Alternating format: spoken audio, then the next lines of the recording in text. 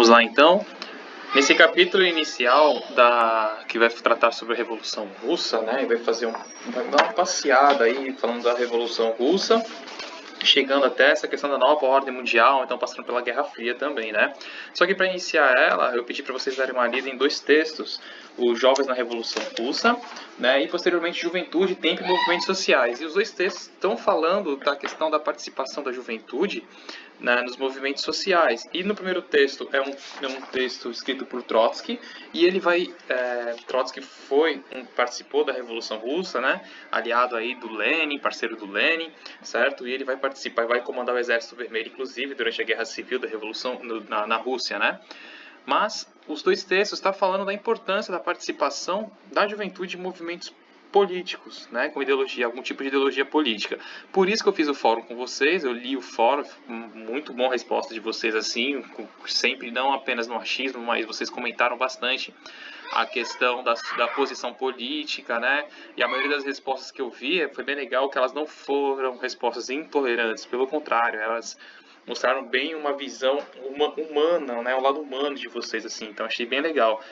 E a postura política de vocês também. Dá para entender bastante só pelo jeito que vocês estavam escrevendo já qual que é a postura, certo?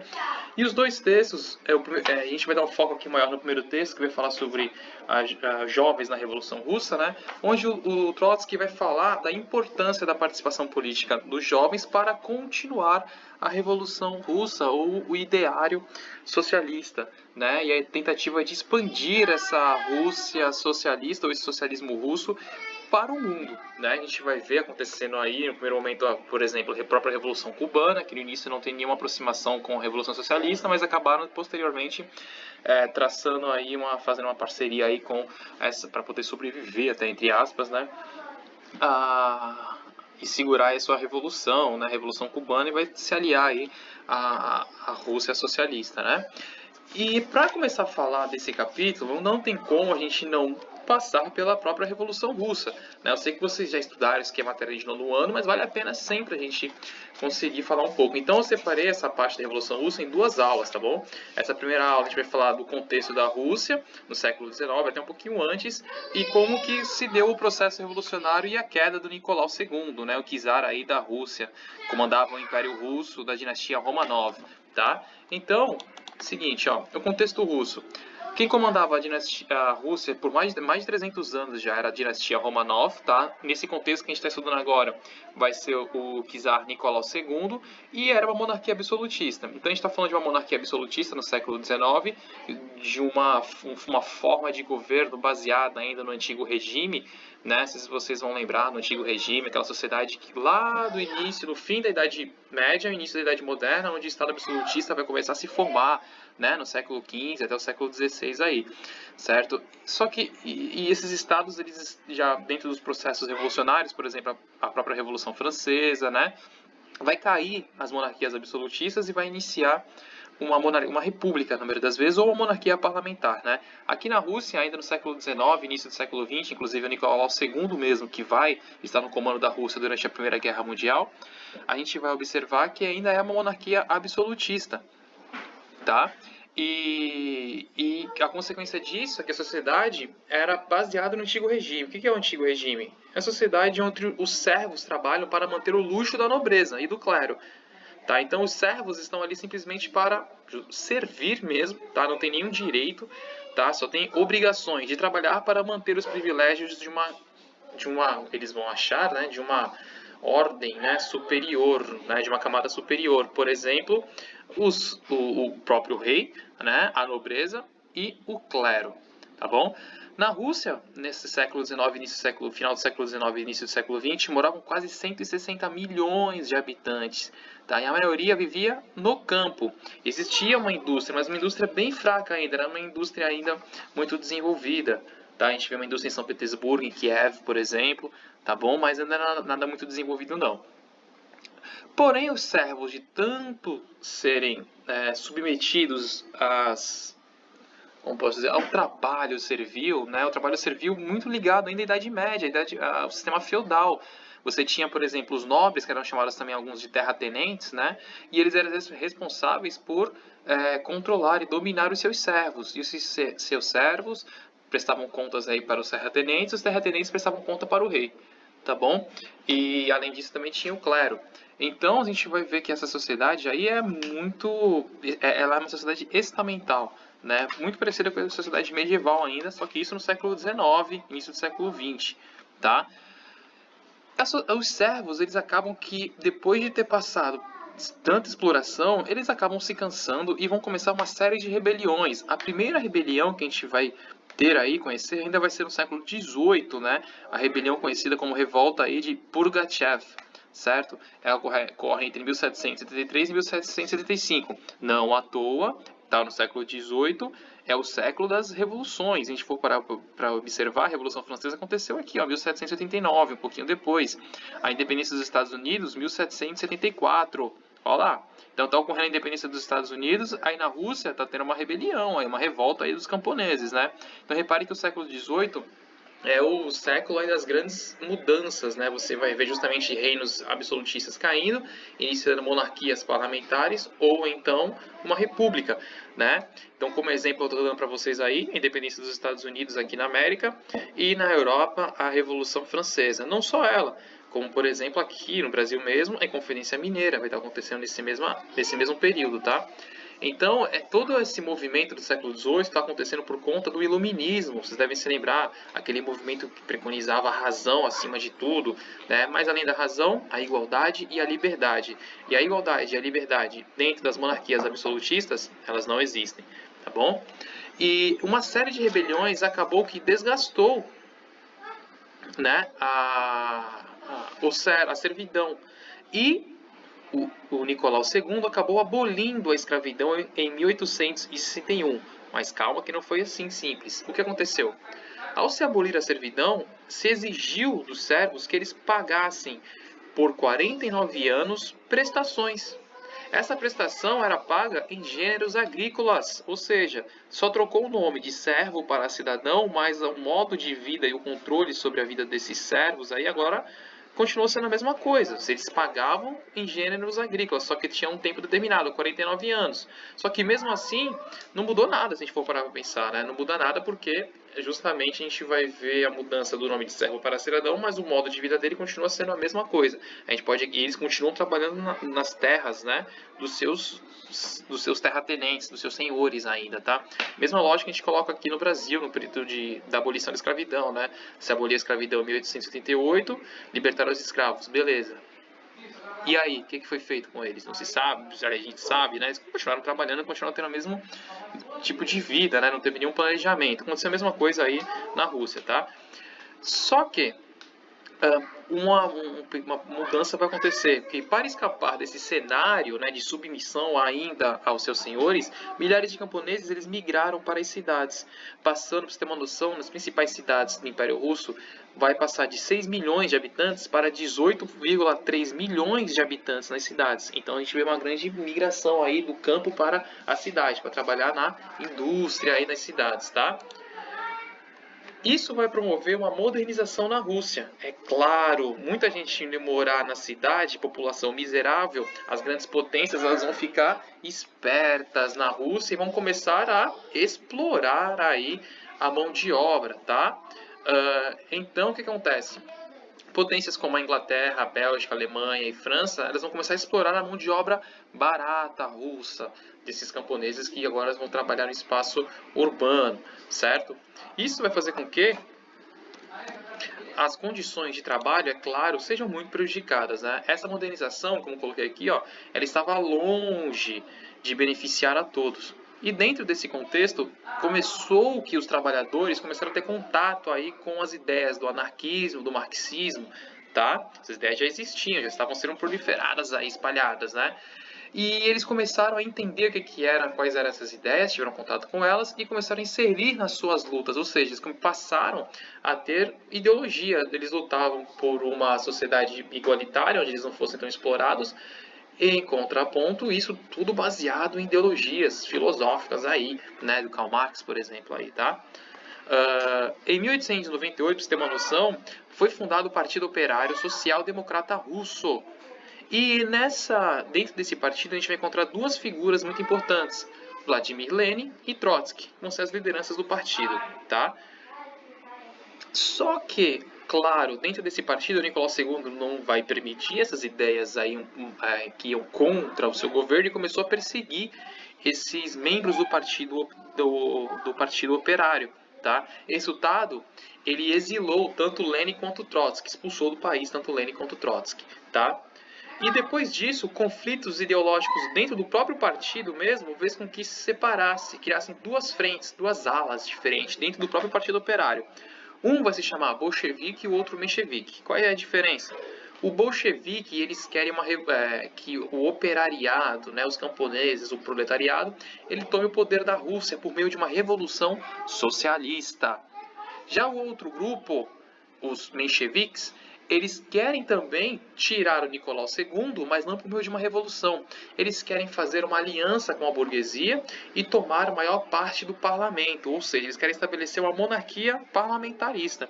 Mas a gente sabe na história, e vocês devem conhecer também, por exemplo, a própria Revolução Francesa, né, ou a Revolução Puritana e Gloriosa na Inglaterra, que a burguesia ela iniciou o processo revolucionário, utilizou o povo, a massa, né, como escudo aí para conseguir o que queria, só que posteriormente quem acaba comandando mesmo o governo é a burguesia, a alta burguesia, e o povo não vê nada, né, de benefício.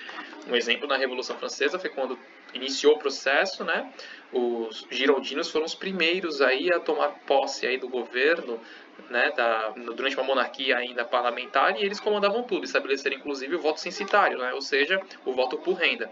Os trabalhadores não não conseguiam participar do processo eleitoral, ou não poderiam também nem se candidatar para algum cargo público por conta da renda. Deveria se receber mais de 100, 115 mil, né, para poder participar ou se candidatar para ser deputado. Então, por meio disso, é por isso que os bolcheviques eles não concordavam com os mencheviques. Os mencheviques queriam uma Rússia com uma monarquia parlamentar, só que os bolcheviques não, eles querem uma revolução socialista. Sai Nicolau II e começa uma nova forma de governo, um governo socialista, certo? O Lenin e o Trotsky, eles estavam com os bolcheviques. Eis que agora que nós temos esse cenário, né, de exploração do trabalhador, do proletariado, só que esse proletariado ele está envolvido em várias ideias políticas, formou um partido político, o Partido Operário, o governo começou a perseguir esse Partido Operário, começou a observar que ele poderia ser uma pedra no sapato aí do governo. O que aconteceu? Eles promovem uma rebelião em 1905, mas calma, porque o que está ruim vai piorar ainda. Por quê? O cenário russo já estava ruim. Aí a Rússia ainda se envolveu numa guerra contra o Japão, pelo controle da Manchúria, tá? Fica lá no nordeste da China. E a Rússia ainda saiu derrotada desse conflito. O país que sai derrotado no conflito, igual quando a gente estudou lá a Primeira Guerra Mundial, no caso da Alemanha, ele sempre sai perdendo muita coisa, né? Tanto territórios como é limitada a economia. Então, o que acontece? Quem sofre mais é o povo, porque a nobreza e o rei continuam com seus privilégios, tá? Então, com a derrota da Rússia na guerra, as revoltas populares vão aumentar, porque a crise social, a crise financeira vai assolar a maior, os 80%, né, da sociedade aí que é formada por camponeses e operários. Tá? E os 20% formado pela nobreza e o clero estava tranquilo, continuava vivendo com seus privilégios. Tá? Desse cenário caótico, em 1905, operários que já estavam em greve junto com suas famílias, eles foram até o Palácio de Inverno, em São Petersburgo, né, onde ficava o Nicolau II, para protestar. Tá? Chegando lá, escreveram uma carta, inclusive, para ser entregue às suas reivindicações para o Nicolau II. Resultado disso, o Nicolau II nem quis receber a carta, ele mandou o seu exército descer, foi até o palácio, desceu até a praça, chegou lá na praça, mandou metralhar, abrir fogo contra todos ali. Tá? O resultado disso, nós temos quase 1.000 pessoas mortas e 5.000 feridos. Então ele mandou metralhar toda a população. Só que o que ele achou que ia causar medo na população foi o contrário, causou mais revolta. E a população reagiu ainda promovendo outras rebeliões e, detalhe, organizando os sovietes. O que eram sovietes? Sovietes eram conselhos de deputados eleitos, não mais tinham participação da burguesia, né, ou da nobreza, não, eram eleitos pelo próprio povo. Então os conselhos de deputados eleitos por operários e camponeses. Então surgiram vários sovietes por todo o Império Russo. E claro, esses sovietes eles tinham uma clara intenção, derrubar o Nicolau II, né? Dentro desse cenário ainda caótico, a gente vê que a Rússia ainda entra na Primeira Guerra Mundial com Nicolau II. Então, em 1914, o Império Russo vai mobilizar cerca de 13 milhões de soldados para o combate na guerra. Esses soldados, detalhe, eles não tinham treinamento, mal tinham armas, mal tinham roupa para aguentar o frio, né? Então eles foram dizimados, tá? Consequentemente, com o olhar do Império Russo voltado para a guerra, a população ficou esquecida mesmo, né? Então eles foram novamente atingidos pela fome, pelo desemprego e por uma alta inflação. Eis que, em 23 de fevereiro de 1917, operários e camponeses, né, e membros do exército, até membros do próprio exército, que estavam percebendo que não tinha mais como manter esse cenário aí na Rússia, eles vão marchar e invadir o palácio do czar, colocando fim assim ao seu governo, ou seja, quem deveria proteger o czar, né, o próprio exército, eles mesmos não abaixaram as armas, entregaram as armas e começou a apoiar a população, certo? Então, chegou assim o fim do governo do czar, do Nicolau II e da dinastia Romanov, tá? Ele vai ficar exilado junto com toda a sua família. E se iniciou, que a gente vai chegar até aqui nessa aula, se iniciou um governo provisório da Rússia, né? Então a Rússia deixa de ter o Nicolau II dominando, né, o controle do Império Russo, tá?